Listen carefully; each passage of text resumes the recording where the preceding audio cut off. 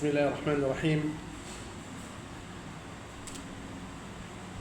الحمد لله رب العالمين والصلاة والسلام على رسول الله وبعد السلام عليكم ورحمة الله وبركاته.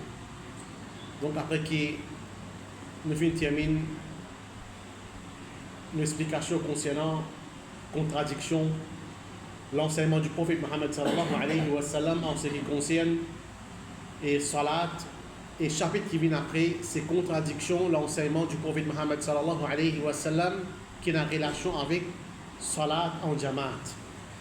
Alors elle parmi mes contradictions que le prophète Mohammed sallallahu alayhi wa sallam les fait mettre nous en garde contre ça, c'est un dimoun ne pas faire salat en jamaat.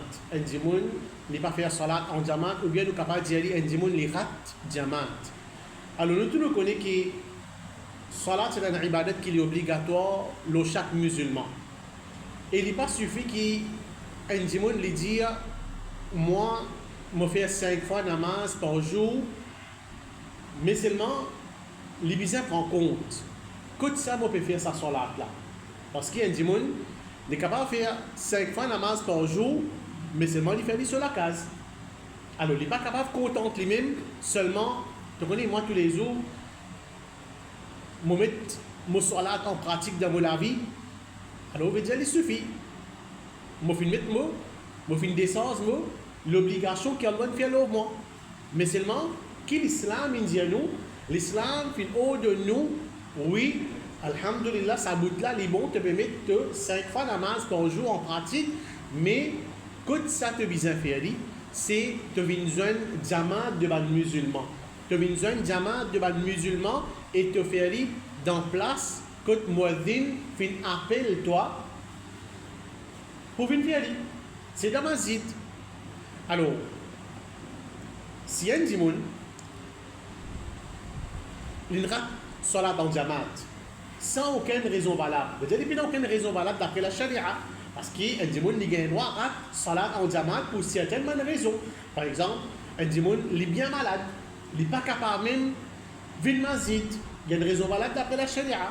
Un dimoun ce chemin pour aller al masjid n'est pas en sécurité. Cela vit en danger. Ben, on est capable de tuer. Nous, alhamdulillah, dans mon risque, nous ne pas vivre ça. Sa qualité de la vie là. Il y a une raison valable d'après la charia. Qui jamaat il peut faire sur la case. Mais si un dimoun il n'a aucune raison valable d'après la charia, malgré ça, il peut continuer à salat en jamaat, alors il suffit que ça dimoun là il commette un grand péché dans l'islam. Le prophète Mohammed sallallahu alayhi wa sallam lui dit Man sami'a an-nida falam ya'tihi fala salata lahu illa min 'udhrin. C'est lui qui entend adhan et il va venir vers lui. C'est lui qui un dimoun n'entend adhan. Un dimoun n'entend adhan et il va faire des efforts pour les venir dans masjid, pour les venir accomplir sa salat en jamaat dans masjid. Le prophète Mohammed sallallahu alayhi wa sallam veut dire payer la salat pour lui, excepté s'il a une cause valable d'après la charia. Payer la salat pour lui veut dire Allah subhanahu wa ta'ala pas donner récompense de ce salat qu'il peut faire dans ce case qu'il est raté en jamaat là sans aucune raison valable d'après la charia.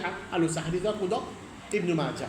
Et toujours pour montrer nous valer salat en jamaat, dans l'époque le prophète Mohammed sallallahu alayhi wa sallam, il n'est pas fin d'un aveugle. Un aveugle c'est un dimoun qui ne trouve pas clair, permission pour qui lui faire salat dans ce case.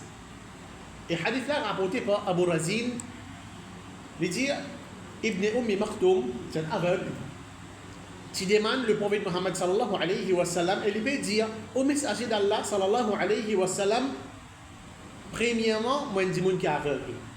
Et comment nous connaissons un dimoun qui est aveugle, il a une difficulté pour monter le chemin. Il n'est pas trouvé. Et il dit la case, il est loin avec masjid. Un dimoun il est capable avec, mais sur la case à côté masjid. Il peut tracer, il peut venir dans masjid. Un, il est aveugle. Deuxième, sur la case, il est loin avec masjid. Il avance beaucoup pour les venir masjid. Troisième, ce hadith-là, il est mentionné et puis il n'y a aucun guide qui est libre pour amener moi. Puis il n'y a aucun dimoun qui est capable d'aider moi, faire moi marcher, pour aller masjid pour me faire salat de masjid. Alors, les dire, est-ce qu'il y a la permissibilité pour moi, pour qu'il me fasse salat dans la case, avec sa même raison qui m'ont dit ou là, est-ce qu'on peut trouver d'après la charia qui m'est capable de faire mon salat la case, salat faraz. Le prophète Mohammed sallallahu alayhi wa sallam fait une demande, est-ce qu'il t'entend l'appel? Est-ce qu'il te peut un adhan? Prends depuis masjid jusqu'à te la case, quand il donne adhan, est-ce qu'il te peut tendre? Il répond oui. Il t'en adhan. Alors le prophète Mohammed sallallahu alayhi wa sallam dit, on ne trouve aucune permissibilité pour toi, pour te faire salat de la case, malgré ta raison qui te fait dire, moi, les obligatoire pour toi, comment te pour faire, te besoin d'accomplir dans ma masjid. Alors vraiment, ça hadith là qui trouve d'Abu Daoud, c'est un hadith qu'il faut. Nous, alhamdulillah, nous trouvons, pour bien méchant Allah subhanahu wa ta'ala, ça a un grand valeur, un grand faveur qui Allah fait à nous. On nous trouve clair. Et nous, nous pas besoin de personne pour qui nous venons, nous pas besoin de personne pour qui nous amène nous dans la masjid. Alhamdulillah, nous avons la capacité pour marcher, pour venir masjid. Et masjid est prêt avec nous la case. Dans l'endroit, il y a un masjid, il est prêt, alors nous ne pouvons pas aucune raison valable. Nous ne pouvons pas aucune raison valable. Si ça aveugle là, il n'y a pas aucune raison valable, d'après la charia, et le prophète pas ordonné pour qui les faire ce salat dans ce la case, malgré ça, tu vis-à-vis de masjid, alors quelque part, nous n'avons pas pour rendre devant Allah. Allah fait toute sa qualité, ou bien toute sa quantité faveur là, dont nous n'avons pas compte le jour du client pour sa faveur là, si surtout nous n'avons aucune raison valable, nous pouvons quitter Jamaat. Et comme ça même rapporté par Abdurrahman ibn Abi Layla, il dit Ibn Maktoum, l'aveugle, qui dit au messager d'Allah, dans Madina, il y a beaucoup de bébés et animaux féroces. Dans Madina, il y a aveugle.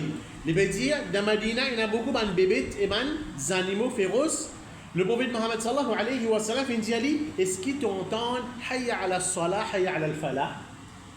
Est-ce qu'il t'entend muadhin, puis donne adhan, puis appelle-toi, viens vers salat, viens vers succès? Alors, viens en se précipitant. Fais vite, quand tu entends ça, tu viens salat, malgré inaman, ban bébé, malgré inaman, ban animaux féroces, malgré ça, viens faire salat dans masjid et ça a été dans Abu Daoud. Et comme ça même, le prophète Mohammed sallallahu alayhi wa sallam était dur envers ban dimoun qui pas faire salat en jamaat. Le prophète Mohammed sallallahu alayhi wa sallam dit, c'est moi celui qui me la vie dans ce l'armée, certainement moi t'y pensé pour ordonner collecter du bois. Moi t'y pensé pour ordonner un dimoun, pour ramasser un bois. Ensuite, moi ordonne pour donner adhan pour salat. Moi ordonne un muadhin pour lui faire l'appel, pour appeler un dimoun vers salat. Ensuite, moi ordonne une personne pour débuter imam. Moi mettre un dimoun pour débuter imam dans mon place. Et ensuite, moi lever un homme qui pas fait une faire salat en jamaat, dans toute la case, et moi brille toute la case. Ça va un dimoun là, peut faire namaz. Pas dire, non, mais qui fait le prophète brille sur la case parce qu'il ne pas faire namaz. Je te fais namaz. Peut-être 5 fois namaz par jour, je te fais. Mais c'est moi, quand il est là, je te fais aller dans toute la case. Je ne pas accomplir aller dans masjid. Alors, ça va dire là, le prophète Mohammed sallallahu alayhi wa sallam, type brille toute la case. Et en passant, quand on fait cause concernant ce hadith là, il y a un autre hadith qui est un peu pareil comme ça.